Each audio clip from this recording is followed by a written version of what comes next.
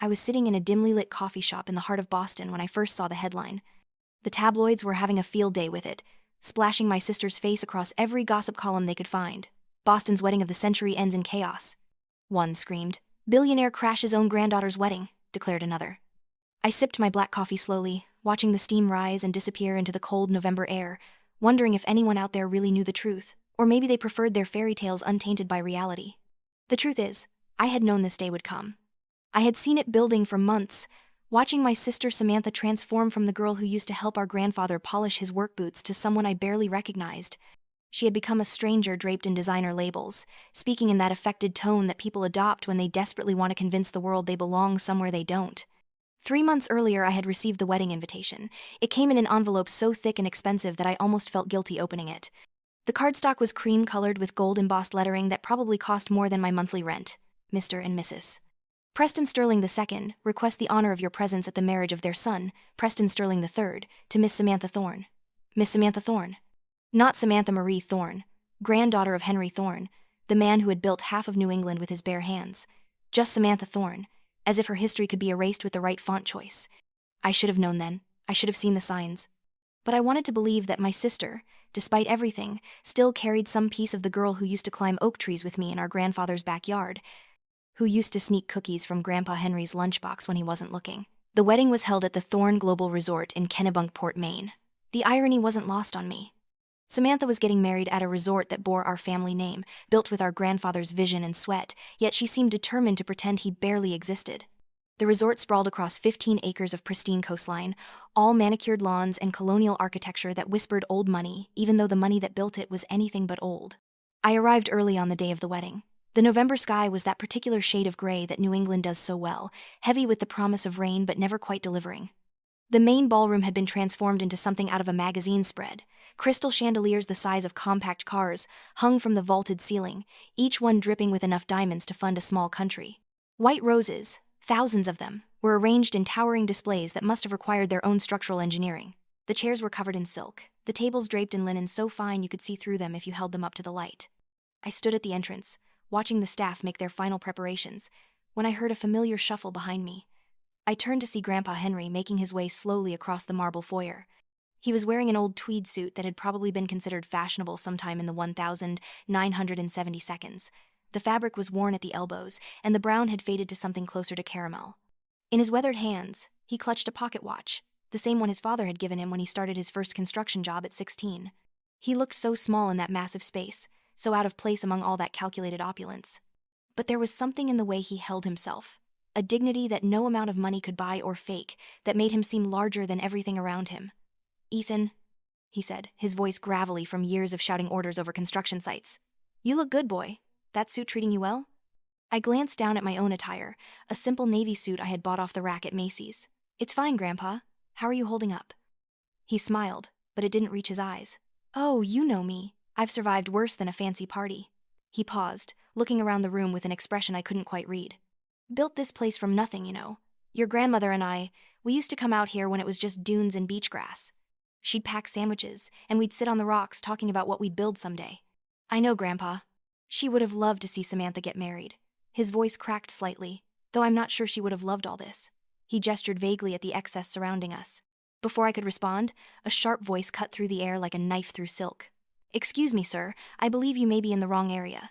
This section is reserved for honored guests. I turned to see Eleanor Sterling, Preston's mother, gliding toward us with the kind of smile that didn't involve any actual warmth.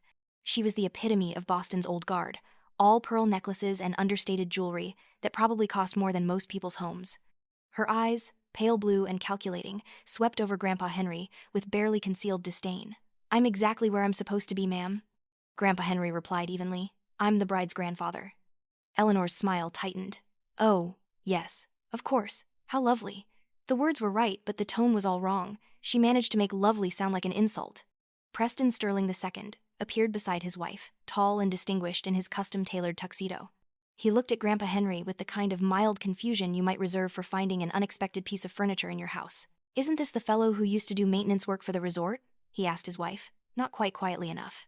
I felt my hands clench into fists at my sides. The resort didn't just employ Grandpa Henry for maintenance. He owned the entire property. He had founded Thorn Global Resorts 40 years ago with nothing but a loan he worked 3 jobs to repay. He had personally overseen the construction of this very building, had climbed scaffolding at 60 years old to make sure every detail met his standards. But before I could say anything, Samantha appeared. She looked like she had stepped out of a bridal magazine, her dress a confection of silk and lace that probably required its own insurance policy. Her dark hair was swept up in an elaborate updo, her makeup flawless. She looked beautiful. She looked like a stranger. "Grandpa," she said, and I caught the slight hesitation before the word, as if she had to remind herself who he was. "I'm so glad you could make it. Though perhaps, sir, you might be more comfortable in one of the other seating areas? This section is quite crowded." The shift from grandpa to sir landed like a slap. I watched my grandfather's face, searching for anger or hurt, but he simply nodded slowly. His eyes met Samantha's for a long moment, and I saw something pass between them, something that looked like disappointment too deep for words. "Of course, dear," he said quietly. "I wouldn't want to be in anyone's way." He turned and walked toward the back of the room, past rows of empty chairs that would soon be filled with Boston's elite, past the elaborate floral arrangements and the ice sculptures and all the trappings of a world that had never been his. He chose a small table tucked near the service entrance, partially hidden by one of the massive flower displays. I wanted to follow him. I wanted to drag Samantha aside and demand to know when she had become this person. But the wedding coordinator was herding everyone to their seats, and the string quartet was beginning to play, and the moment slipped away like water through my fingers. The ceremony itself was everything you would expect from a wedding that cost more than most people would earn in a lifetime. The officiant spoke in reverent tones about love and commitment, and 2 families joining together. I noticed he made no mention of the Thorne family specifically. Samantha's parents had died in a car accident when she was 12, and Grandpa Henry had raised us both. But listening to the ceremony, you would think Samantha had sprung fully formed from the Sterling family tree. I kept glancing back at Grandpa Henry throughout the ceremony. He sat perfectly still, his weathered hands folded in his lap, watching as his granddaughter pledged her life to a man who couldn't be bothered to learn where she came from. After the ceremony, we moved to the ballroom for the reception. If I thought the ceremony had been excessive, the reception was something else entirely. The tables were set with china so delicate it looked like it might shatter if you breathed on it too hard. Each place setting had more forks and spoons than any reasonable person could need. The centerpieces were small forests of white flowers and trailing greenery, dotted with what I suspected were real diamonds. I found myself seated at a table with distant cousins I barely knew, people who had found ways to stay connected to the Sterling money tree. They spent most of dinner discussing their vacation homes and their children's admission to various Ivy League schools. I smiled and nodded and pushed my $20 piece of salmon around my $40 plate. From where I sat, I had a clear view of the head table where Samantha and Preston sat like royalty surveying their kingdom.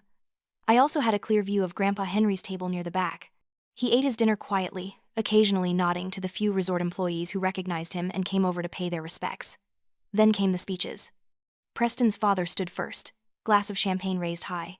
The room fell silent as he cleared his throat and began to speak. "Ladies and gentlemen, honored guests, family and friends," he began, his voice carrying the authoritative tone of someone used to being listened to. "Today marks a joyous occasion as we welcome a new member into the Sterling family. My son has chosen a remarkable young woman, someone who has shown the wisdom to leave behind, shall we say, humbler beginnings, and embrace the traditions and values that have defined families like ours for generations." I felt sick. Around the room, people were nodding and smiling, raising their glasses. Eleanor Sterling was beaming at her husband, occasionally casting glances toward the back of the room where Grandpa Henry Saturday Preston Sterling II continued. "We believe in the importance of heritage, of understanding one's place in society, and we are pleased that Samantha has shown such eagerness to understand and embrace that place." He paused for effect. "She has learned that sometimes, to step into the light, one must leave the shadows of the past behind." The room erupted in polite applause. I looked at Samantha, hoping to see some flash of discomfort, some recognition of how insulting this speech was to the man who had raised her. But she was smiling, radiant, as if these words were a compliment rather than a slap in the face to everyone who had loved her before she became Mrs. Preston Sterling III. I couldn't take it anymore. I stood up, my chair scraping loudly against the floor. Several people turned to look at me. I started to make my way toward Grandpa Henry's table, but Samantha caught my eye. She gave me a look of pure fury, a warning that said clearly, "Don't you dare ruin this." I hesitated. In that moment of hesitation, something else happened. Grandpa Henry stood up.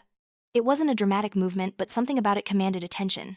The room gradually fell silent, as people noticed the old man in the worn tweed suit rising from his seat near the service entrance. He walked slowly toward the front of the room. His stride was measured, deliberate. Every eye in the room followed him. Preston Sterling II looked surprised, but maintained his composure, that smile of superiority never quite leaving his face. "Sir, Preston Sr., said with exaggerated courtesy, "did you wish to share a few words?" Grandpa Henry reached the small stage where the microphone stood. He didn't take it immediately. Instead, he reached into his jacket pocket and pulled out a worn leather envelope. The room was so quiet I could hear the fabric of his suit rustling.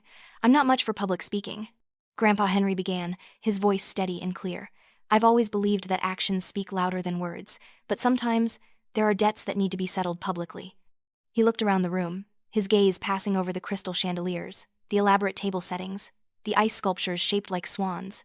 "Everything you see here tonight, from the chandelier above your heads to every rose in these arrangements, from every glass of wine you've enjoyed to the very floor you're standing on, carries a signature."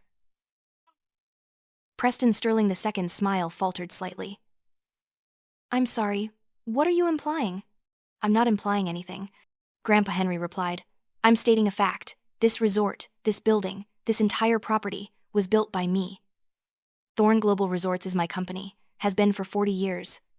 A murmur rippled through the crowd. I saw confusion on faces, saw people pulling out their phones to search for information.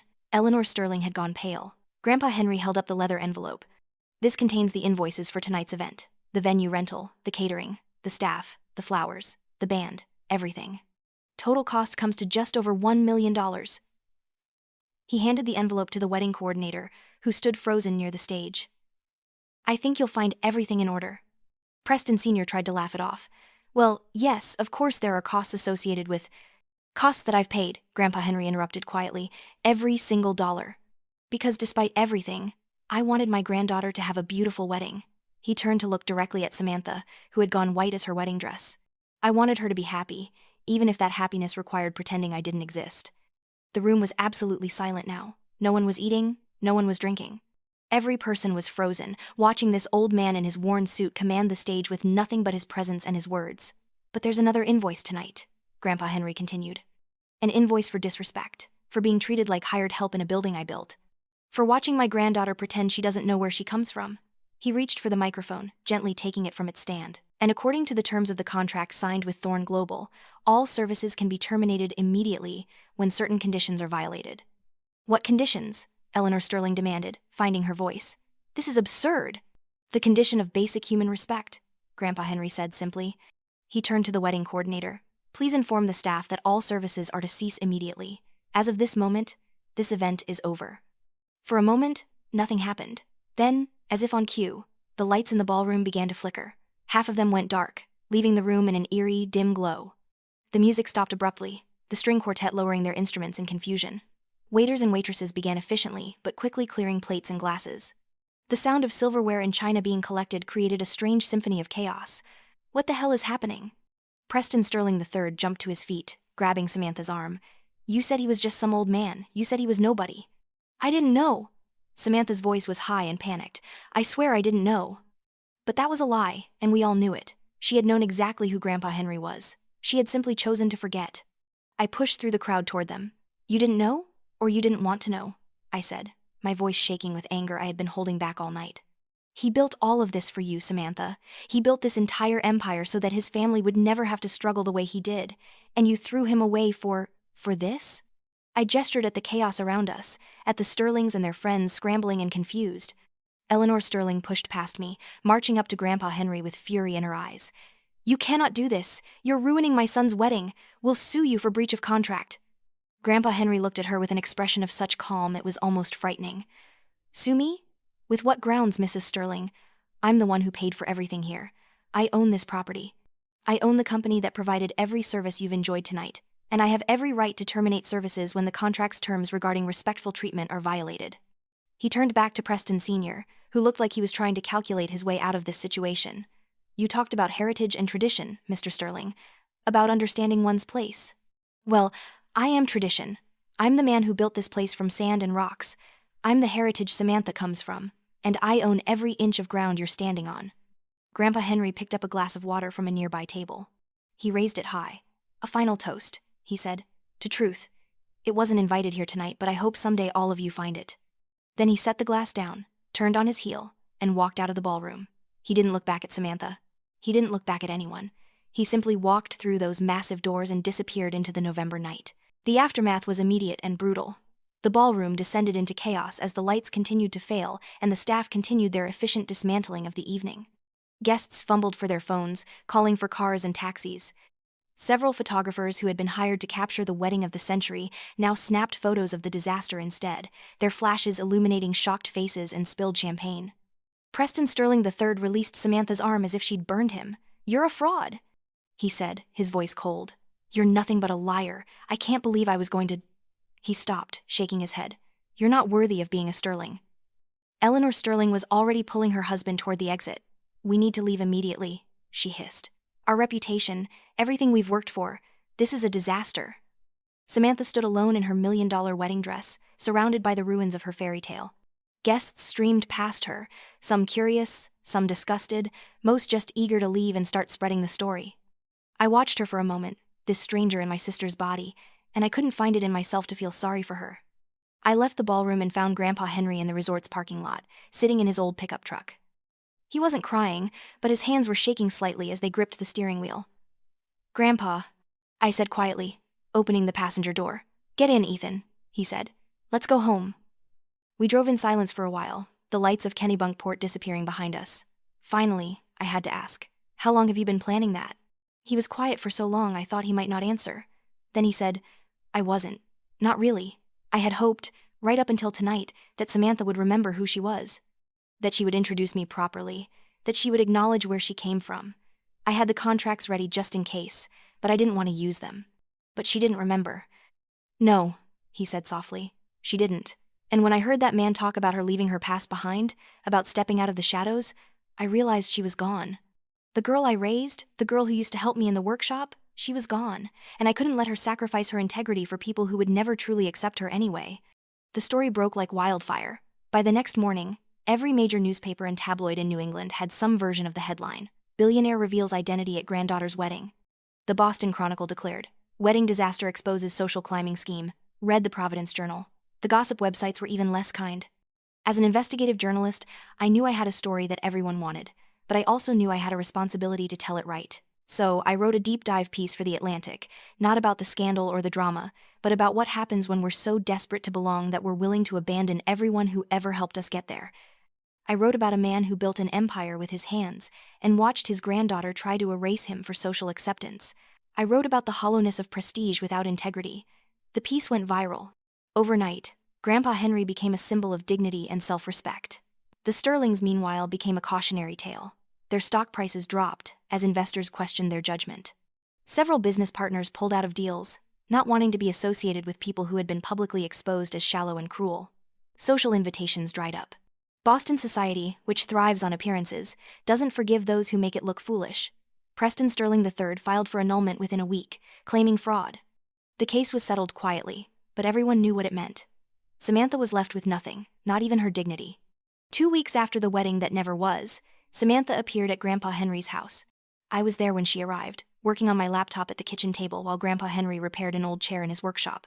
The doorbell rang, and when I answered it, I barely recognized her. Gone were the designer clothes and the perfect makeup. She wore jeans and a plain sweater, her hair pulled back in a simple ponytail. Her eyes were red and swollen, and she looked like she hadn't slept in days. "Is he here?" she asked quietly. "Will he see me?" I wanted to slam the door in her face. I wanted to tell her she had no right to ask for anything after what she'd done. But I saw something in her expression that I hadn't seen in months. Genuine remorse. "Wait here," I said. I found Grandpa Henry in his workshop, carefully sanding the leg of an antique chair. "Samantha's here," I told him. "She wants to talk to you." He set down his sandpaper slowly. "Does she now?" "You don't have to see her." "No," he agreed. "I don't." He stood up, brushing sawdust from his pants. "But I will." He walked past me to the front door. Samantha was still standing on the porch, hugging herself against the cold. When she saw him, her face crumpled. "Grandpa, she started, but he held up a hand. "Come inside, child. No use catching cold while we talk." We sat in the living room, Samantha perched nervously on the edge of the couch, Grandpa Henry in his worn recliner, and me by the window, watching and listening. "I'm sorry," Samantha said, and the words came out broken. "I'm so sorry, Grandpa. I can't even explain why I did what I did. I wanted so badly to fit in, to be accepted by people who I thought mattered, and I told myself that you would understand, that you'd want me to have opportunities you never had. I did want that, Grandpa Henry said quietly. I still do. But not at the cost of your soul, Samantha. Not at the cost of forgetting where you came from and who helped you get there. I know, she whispered. I know that now. I've lost everything. Preston wants nothing to do with me. His family has made sure no one in their social circle will speak to me. I can't get a job because everyone knows who I am now. I'm completely alone. You're not alone, Grandpa Henry said, and I saw Samantha's head snap up in surprise. You're here, aren't you? You came home. That took courage, child, more courage than it took to walk down that aisle. I don't deserve your forgiveness, Samantha said, tears streaming down her face. No, Grandpa Henry agreed. You probably don't. But forgiveness isn't about what people deserve. It's about choosing not to carry the weight of anger and hurt forever. He leaned forward in his chair. I'm going to offer you something, Samantha. Not a bailout, not a return to the life you tried to build. I'm going to offer you a chance to start over and do it right this time. He told her about an opening at the Thorn Global Foundation, the charitable arm of his company that I had helped him establish 5 years earlier.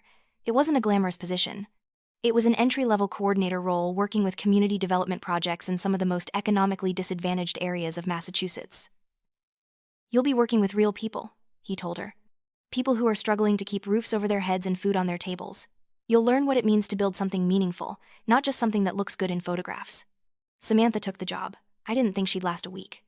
She'd been living in luxury for so long, I couldn't imagine her adapting to taking public transportation, bringing her own lunch, working in cramped offices with outdated computers. But she proved me wrong. I checked in on her progress periodically, partly out of journalistic curiosity, and partly because, despite everything, she was still my sister. I watched her transform, slowly but genuinely. The designer clothes were replaced with practical work attire. The affected accent disappeared. She learned the names of everyone on her team, learned about their families and their struggles. She worked late nights on grant proposals and spent weekends at community events. 6 months in, she led a project to create affordable housing for 15 families who had been living in substandard conditions. I attended the ribbon-cutting ceremony for the new building. Samantha stood with the families, tears in her eyes, as they received their keys. It was the first time in a long while that I saw real joy on her face, joy that came from giving rather than receiving. A year after the wedding disaster, Thorn Global Foundation held its annual awards ceremony. This time, the venue wasn't a luxury resort but a newly built community center in one of the neighborhoods Samantha had been working in. The space was simple but warm, filled with people whose lives had been changed by the foundation's work. I sat in the audience, watching as Grandpa Henry took the stage. He looked good, better than he had in years. There was a lightness to him, a satisfaction that came from seeing his life's work being used for genuine good. Welcome, everyone, he began. I've never been comfortable with fancy speeches or big ceremonies. I've always believed that the best way to measure success is by looking at what you've built and who it's helped. He gestured around the room. This center represents what I believe in. It's not the fanciest building I've ever constructed, but it might be the most important. He called several people to the stage to recognize their contributions to various projects. Then he called Samantha. She walked up, looking nervous but proud, wearing a simple business suit, her hair styled professionally but not ostentatiously. She accepted a plaque recognizing the housing project she'd led, and when Grandpa Henry asked if she wanted to say a few words, she took a deep breath. A year ago, she said, her voice steady, I thought I knew what success looked like. I thought it was about marrying the right person, wearing the right clothes, impressing the right people. I thought if I could just get into the right rooms, my life would have meaning. She paused. I was wrong. Completely, devastatingly wrong. And it took losing everything to figure that out. She looked at Grandpa Henry. My grandfather built an empire from nothing. He worked construction jobs, saved every penny, and built something that would last. He built it so his family would never have to struggle the way he did. And I threw that legacy away because I was ashamed of hard work and calloused hands. I chose champagne and silk over integrity and substance. Her voice cracked slightly. These past 12 months have been the hardest of my life, but they've also been the most meaningful. I've learned what it means to build something real, to help people who actually need help, not just people who want another vacation home. I've learned that my grandfather was right all along. The things that matter aren't the things you can buy or inherit. They're the things you build with your own hands and your own heart. The room erupted in applause. Grandpa Henry pulled Samantha into a hug, and I saw her shoulders shake with sobs. But they were good tears this time, cleansing tears. After the ceremony, I stood with Grandpa Henry near the refreshment table. On a TV in the corner, a news channel was showing footage of the Sterling's estate auction. Eleanor and Preston Sr. stood stiffly while auctioneers sold off pieces of their life, everything from antique furniture to modern art. The scandal had destroyed their carefully constructed empire. Investors had fled, business partners had sued, and the IRS had launched an investigation into their finances. They were a cautionary tale now, a warning about the dangers of hubris. Grandpa Henry noticed me watching the TV. He glanced at it, then looked away without expression. "Truth has a way of finding daylight," he said quietly. "Always does, eventually." "Do you feel vindicated?" I asked him. He thought about it for a moment. "I feel sad," he said finally. "Sad that it came to this. Sad that people spend so much energy building towers of cards instead of foundations of stone. But mostly, I feel grateful." Grateful? That Samantha found her way back, that she learned what really matters while she's still young enough to build a life on it. That's worth more than any revenge could ever be. I watched Samantha across the room, talking animatedly with a group of residents about future projects. She laughed at something one of them said, a real laugh, unguarded and genuine. It was a sound I hadn't heard from her in years. Later that evening, after most people had left, the three of us sat together in Grandpa Henry's truck in the community center parking lot, not quite ready to go home yet. "I saw the Sterlings on TV," Samantha said softly. "The auction." "Yes," Grandpa Henry said. "I should feel something about it, shouldn't I? Satisfaction or justice or something." She shook her head. "But I just feel empty." They were so desperate to maintain an image, to be something they thought they were supposed to be. I understand that desperation now. I lived it.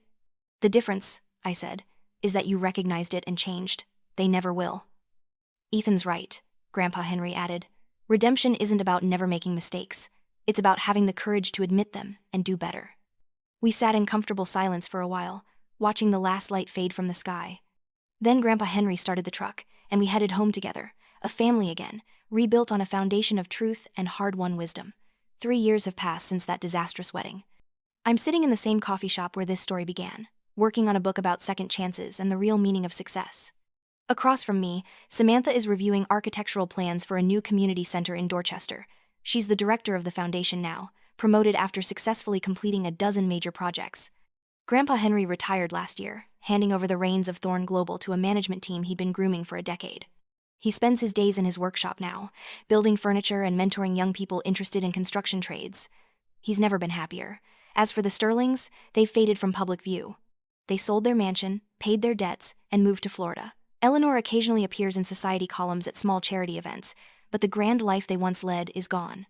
Preston III married someone else. A quiet ceremony announced in the back pages of the social register. I heard Samantha's name came up during his bachelor party, but not kindly. I've thought a lot about what happened that November night, about revenge and justice and the difference between them. Grandpa Henry didn't seek revenge, not really. He simply demanded the respect he'd always deserved and refused to subsidize people who wouldn't give it to him. The consequences that followed were of the Sterlings' own making, but more than that, I think about transformation, about how sometimes we have to lose everything to find what really matters. Samantha lost a fortune, a title, and a life of luxury. In return, she gained herself. I close my laptop and look at my sister, really look at her. Her hands are wrapped around a simple coffee cup, no elaborate jewelry, no designer watch. But there's something in her eyes that wasn't there before. Peace. The kind of peace that comes from knowing who you are and being okay with it. The kind of peace that comes from building rather than pretending. "Ready to go?" she asks, gathering up her papers. "Yeah," I say. "Let's go home." We step out into the Boston afternoon, the city humming with life around us.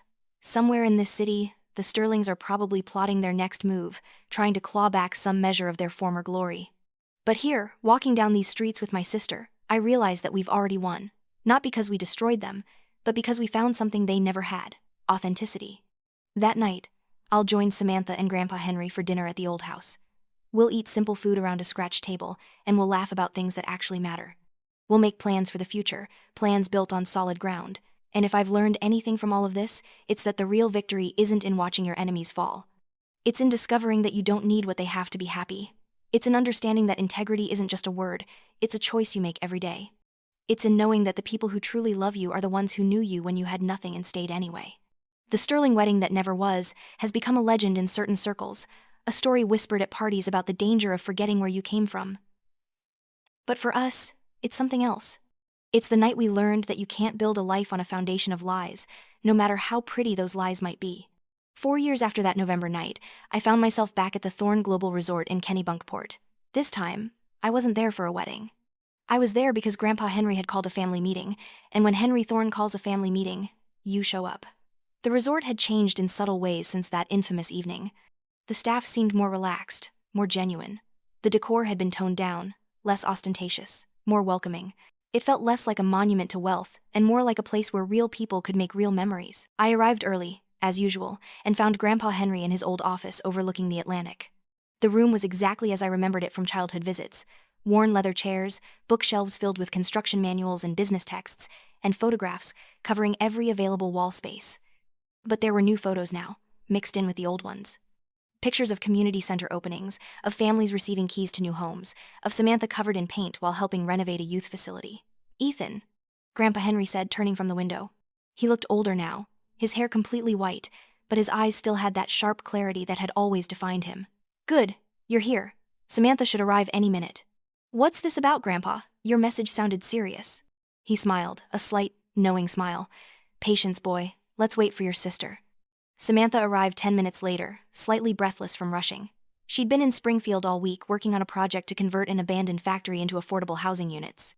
Her hair was windblown, and she carried a worn messenger bag instead of a designer purse. She looked tired but content.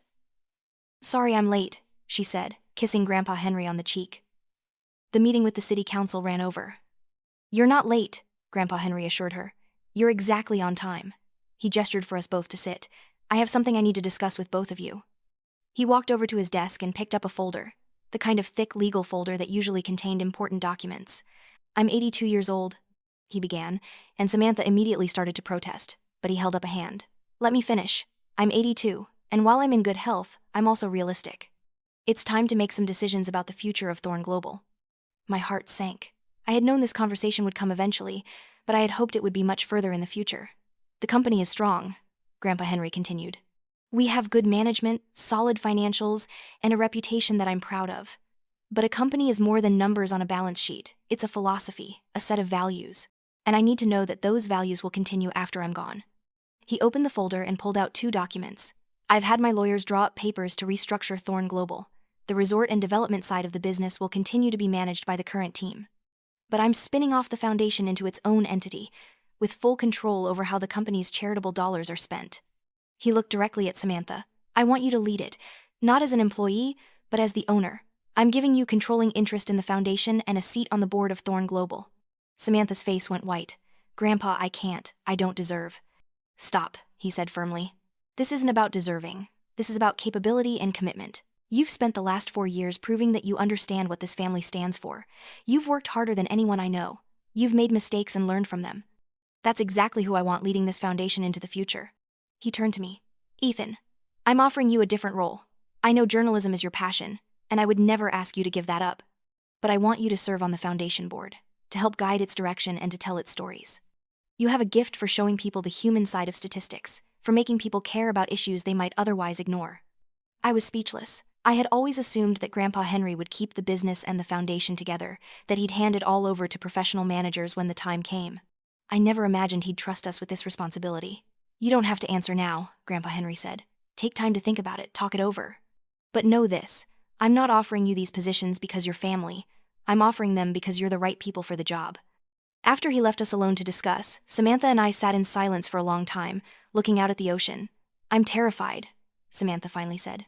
"Of what?" "Of screwing it up again. Of letting him down. Of proving that I'm still that selfish person who cared more about appearances than substance." I thought about how to respond, about what she needed to hear. "You know what I think?" I said finally. "I think the fact that you're terrified is exactly why you're the right person for this. The old Samantha, the one who married Preston, she wasn't afraid of anything because she didn't care about anything except herself. But you, now, you care so much it scares you.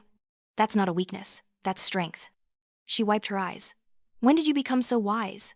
"I've always been wise, you just weren't listening." She laughed, a real laugh, and punched my arm. "Shut up." Over the next few weeks, Samantha and I had countless conversations about what accepting Grandpa Henry's offer would mean. She worried about the responsibility, about whether she was ready. I worried about balancing my journalism career with foundation work, but ultimately, we both said yes. The restructuring was announced at a press conference 6 weeks later. The business media covered it as a succession story, another example of a family business transitioning to the next generation. But I saw it as something more, a redemption arc reaching its conclusion, a prodigal returning not just home but to purpose. The first year was brutal.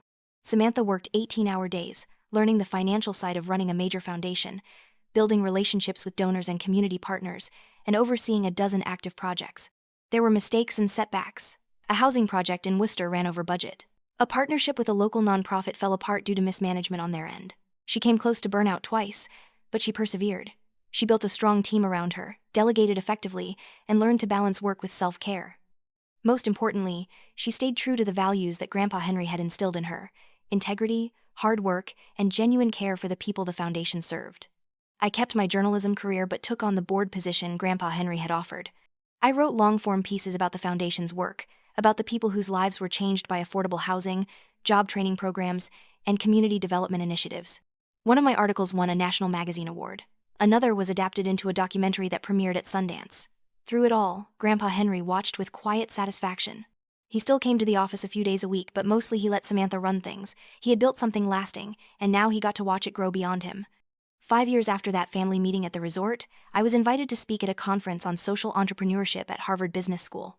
The topic was building organizations with purpose, and I had been asked to tell the story of Thorn Global Foundation's transformation. As I stood in that lecture hall, looking out at a sea of ambitious business students, I thought about what story to tell.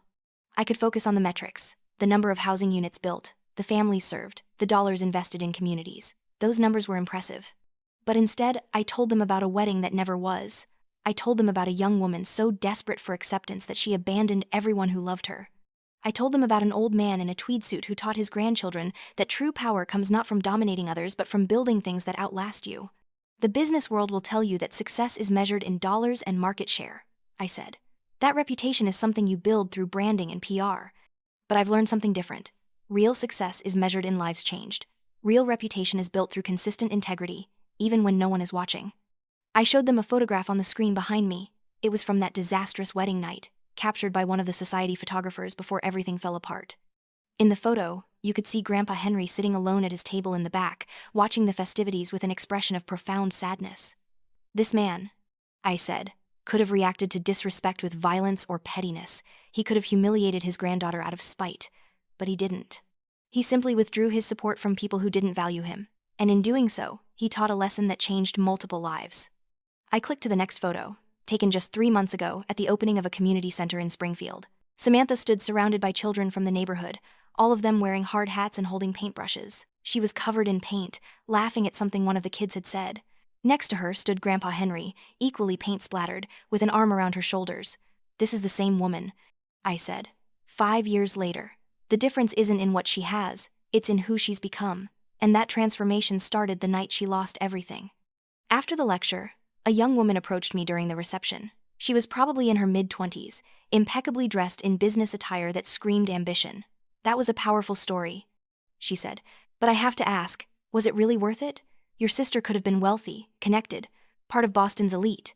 Instead, she's running a nonprofit. Isn't that kind of a waste of her potential?" I looked at this young woman, so reminiscent of who Samantha used to be, and I felt a deep sadness. "Is it a waste?" I asked her. "To spend your life building homes for families who need them? Is it a waste to create jobs in communities that have been neglected? Is it a waste to go to bed every night knowing that your work actually matters?" She frowned. "But the Sterlings, they have real power. They can influence policy, shape markets." "The Sterlings," I said gently, "lost everything because they built their power on a foundation of sand. They believed their own myth. My sister has more real influence now than she ever would have had as a Sterling wife. She's changing legislation, inspiring other foundations, creating a model that's being replicated across the country. That's real power, the kind that lasts." The young woman looked skeptical but thoughtful. I hoped some part of my message had gotten through. That night, I called Samantha to tell her about the lecture. She was still at the office, working on a grant proposal that was due the next morning. "You told them about the wedding?" she asked, laughing. "Please tell me you left out the part where I called Grandpa Sir like he was a stranger." "I included every humiliating detail," I said. "It's important. People need to understand that transformation is possible, but it often requires hitting rock bottom first." "Well, I definitely hit rock bottom," she said. "Sometimes I still can't believe how far I'd gone, how much I'd lost sight of what mattered. But you found your way back." "With help," she said. "A lot of help. I couldn't have done it alone." We talked for a while longer, about her current projects, about my upcoming book release, about Grandpa Henry's upcoming 83rd birthday party. It was the kind of easy, comfortable conversation that we'd had hundreds of times over the past few years, the kind of conversation we never could have had when she was trying to be someone she wasn't. After we hung up, I sat in my hotel room thinking about the journey we'd all been on, about how a single night had changed everything, about how sometimes the worst thing that can happen to you is also the best thing because it forces you to confront truths you've been avoiding. The next morning, I took the train back to Boston. As we passed through the suburbs and into the city, I saw the results of Samantha's work everywhere. Newly renovated community centers, affordable housing developments, parks and playgrounds in neighborhoods that had been forgotten. Each one bore a small plaque with the Thorn Global Foundation logo and the motto Grandpa Henry had chosen: built to last, built to serve. I thought about Preston Sterling III and wondered what he saw when he looked at those buildings. Did he ever drive past one and think about what he'd lost? Did he ever realize that Samantha had been worth so much more than he'd understood? Probably not. People like Preston rarely have that kind of self-awareness. They move on to the next opportunity, the next person they can use to climb higher. They never stop to consider what they've left behind. But that wasn't my problem anymore. I had learned, along with Samantha, that you can't fix people who don't want to be fixed. You can't make people value you if they've decided you're disposable. All you can do is remove yourself from their sphere of influence and build something better somewhere else. 6 months later, I was working in my apartment when my phone rang. It was Grandpa Henry, which was unusual. He preferred to talk in person. "Ethan," he said, his voice excited. "Turn on Channel 5. I fumbled for the remote and found the local news. A reporter stood outside the old Sterling mansion in Cambridge, the one they'd been forced to sell years ago. The building had been purchased by a development company and, after extensive renovations, was being converted into a mixed-use space. Affordable apartments on the upper floors and a community learning center on the ground level. The project is being funded by the Thorn Global Foundation, the reporter said, in partnership with the city of Cambridge. Foundation Director Samantha Thorne says this project represents a full-circle moment, taking a building that once represented exclusion and transforming it into a space of inclusion and opportunity. The camera cut to Samantha, standing in front of the mansion wearing a hard hat and work boots. "Buildings are just structures," she said. "What matters is what we do with them and who we invite inside. This building will serve families who need affordable housing and provide educational resources for the entire community. That's what real legacy looks like." I smiled, imagining Eleanor Sterling's reaction if she ever saw this news story. The mansion she'd been so proud of, the setting for countless society events and carefully curated Instagram posts, was now going to house people she would have never deigned to acknowledge. But more than the poetic justice, I was proud of Samantha. She could have rubbed this in the Sterlings' faces. She could have made public statements about the irony, about how their palace of exclusion was becoming a haven of inclusion. But she didn't. She simply did the work, and let the work speak for itself. That evening, our family gathered at Grandpa Henry's house for dinner.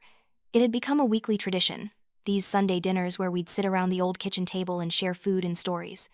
Sometimes other people joined us, staff members from the foundation, community partners, families whose lives had been changed by our work. Tonight it was just the three of us. Grandpa Henry had made his famous pot roast, a recipe he'd learned from his own mother 70 years ago. We ate and talked and laughed, and for a moment I was transported back to childhood, to simpler times before ambition and insecurity had nearly torn our family apart. "I saw the news today," Grandpa Henry said to Samantha. "The Sterling Mansion project." Samantha nodded, a slight smile on her face. It felt right. That building has good bones. It deserves to be used for something meaningful. "Your grandmother would be proud," he said quietly. "She always believed that buildings should serve people, not the other way around." We sat in comfortable silence for a moment, each lost in our own thoughts. "Do you ever wonder," Samantha asked, "what would have happened if you hadn't done what you did that night? If you just sat there quietly and let them treat you like you didn't matter?"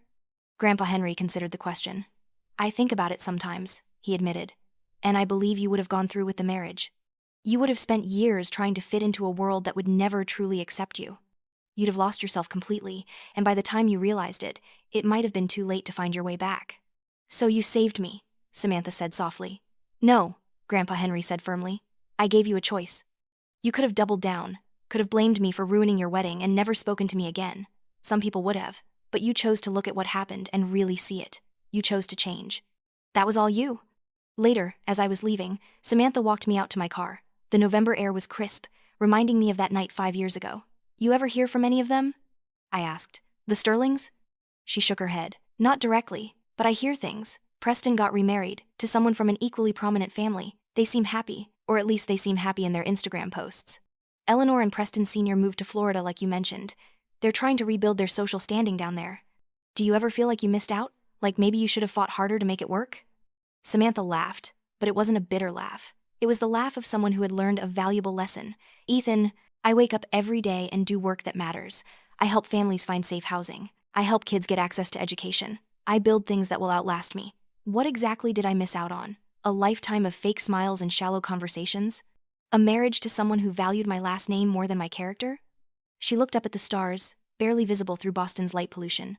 That night, when everything fell apart, I thought my life was over. I thought I'd lost everything that mattered. But really, I just lost everything that didn't matter, and that made room for me to find what did. I hugged her goodbye and drove home through the quiet streets of Boston, thinking about second chances and redemption. About how sometimes the worst moments of our lives are actually gifts in disguise, forcing us to confront uncomfortable truths we've been avoiding. The story of Samantha's disastrous wedding had become something of an urban legend in Boston. People told different versions, with details that grew more dramatic with each retelling. In some versions, Grandpa Henry arrived in a helicopter. In others, he hired a marching band to play as he shut down the wedding. The truth was both simpler and more powerful. An old man had simply demanded respect and refused to accept anything less. But beyond the drama and the spectacle, the real story was about transformation. About a woman who had lost her way and found it again. About a family that had been fractured and became whole. About learning that the things we chase most desperately are often the things we need least, and the things we take for granted are often the things that matter most. Years from now, when people tell stories about the Thorne family, I hope they'll remember more than just the wedding disaster. I hope they'll remember the community centers and the affordable housing projects. I hope they'll remember a foundation that changed lives and a family that learned what really mattered. But most of all, I hope they'll remember that it's never too late to change, to admit you were wrong, to start over and do better. That's the real legacy Grandpa Henry left us, not his money or his buildings, but his unwavering commitment to doing the right thing, even when it's hard. Especially when it's hard. That's the story I'm telling, not just in this book, but in how I live my life every day. Because in the end, we're all building something. The only question is whether we're building on sand or stone.